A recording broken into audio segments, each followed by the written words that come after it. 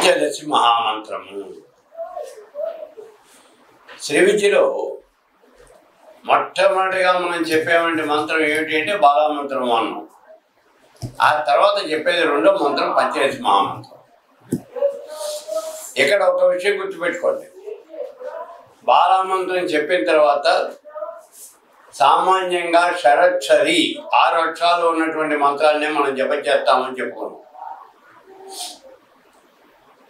ఈ మంత్రం తీసుకున్నప్పుడు దాన్ని మనం జపం చేయాలి. ఎన్నిసార్లు చేయాలి?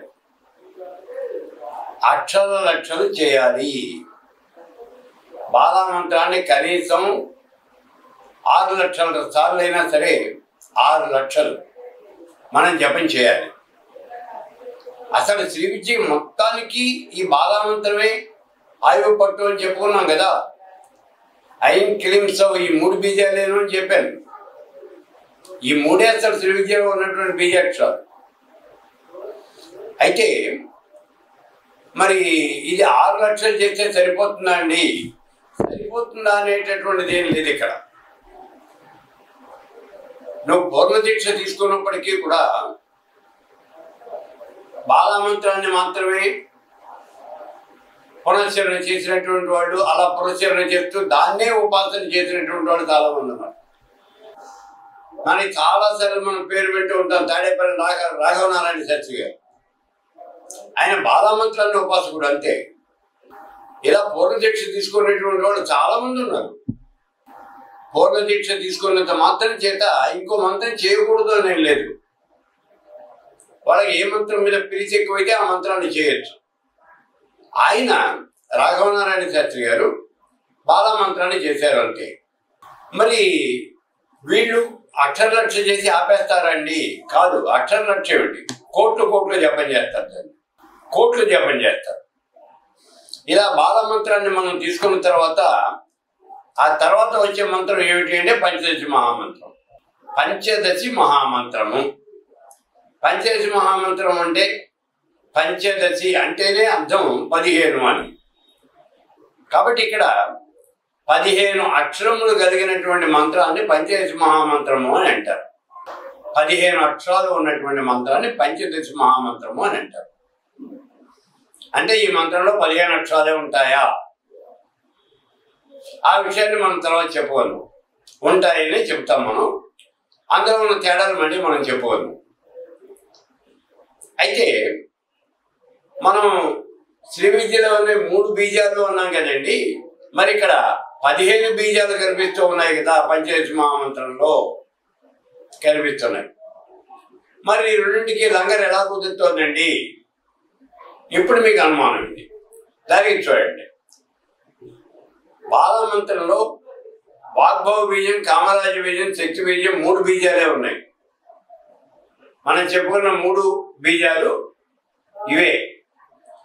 ఇవి పంచదశి మహామంత్రంలో అలాగే వస్తాయి. ఈ 3 కూడా ఖండములు అనబడతాయి. వాగ్భవ ఖండము, కామరాజ ఖండము, శక్తి ఖండము అని 3 ఖండాలుగా వాటిని చెప్పడం జరుగుతుంది. ఈ ఖండాలనే కూటములు అని కూడా అంటారు. వాగ్భవ కూటమి, కామరాజ కూటమి, శక్తి కూటమి. అంటే ఇక్కడ బీజంగా ఉన్నటువంటిది, బాల మంత్రంలో బీజంగా ఉన్నటువంటిది పంచదశి మహామంత్రంలో వచ్చేటప్పటికి ఇక్కడిది కాస్త కూటమి అవుతుంది. కూటమి అవుతుంది లేదా ఖండము అవుతుంది. ఇలా 3 ఖండాలు లేదా 3 కూటములతో కలిగి ఉన్నటువంటిది పంచదశి మహామంత్రము. ఈ 3 కూటముల్లోనూ అక్షరాలు ఎలా ఉంటాయి? బీజాక్షరాలు. మొట్టమొదటి కూటమిలో, వాగ్భవ కూటమిలో క, ఏ, ఈ, ల, హ్రీం 5 బీజాక్షరాలు ఉంటాయి.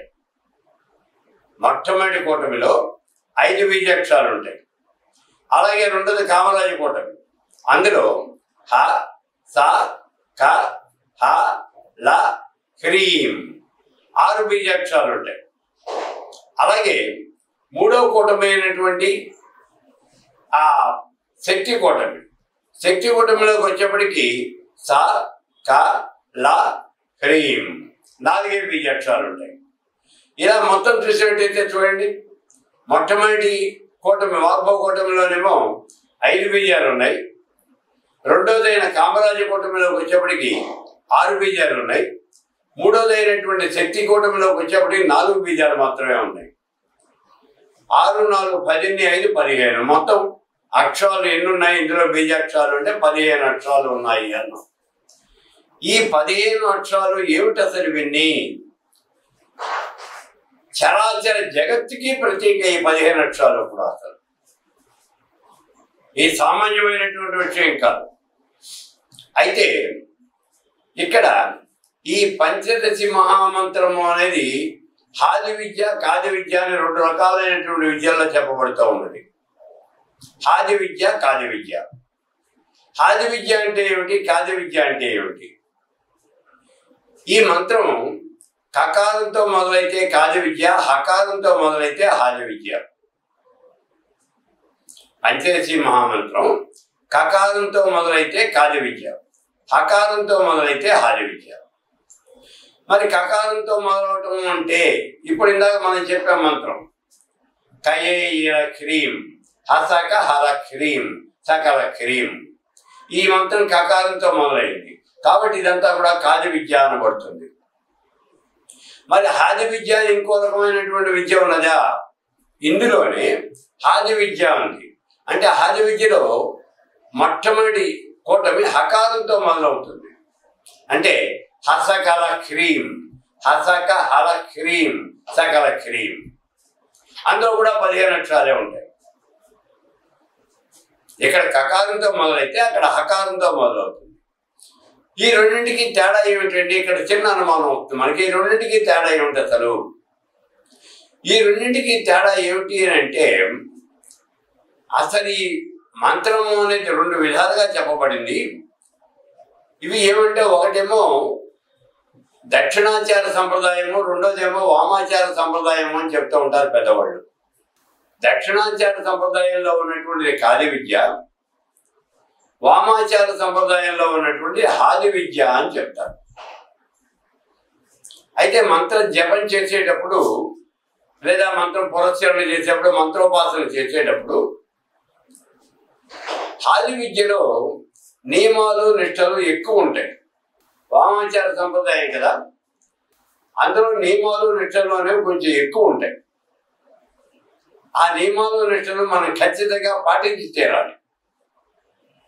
ఒకవేళ పాటించలేదు అనుకోండి, అప్పుడు మనకు అరిష్టం అవుతుంది, మనకి ఇబ్బంది అవుతుంది. ఇంకొక విషయం ఏమిటి అంటే, ఈ హాది విద్య అనేటటువంటిది పూర్తిగా వామాచారానికి సంపాదించినటువంటిది అని జయవాక్యం. వామాచారానికి సంబంధించింది. మన ప్రాంతంలో ఎక్కడా కూడా, అంటే ఆంధ్రప్రదేశ్ మనం ఉన్నటువంటి ఈ జిల్లాల్లో, కృష్ణా, గుంటూరు, గోదావరి ఈ జిల్లాల్లో కనుక మనం చూసినట్లయితే ఈ హాది విద్య అనేది ఎక్కడా కనిపించదు. సామాన్యంగా కనిపించదు ఎక్కడా కూడా. అంతా మనకు కనిపించేది కాది విద్య కనిపిస్తుంది.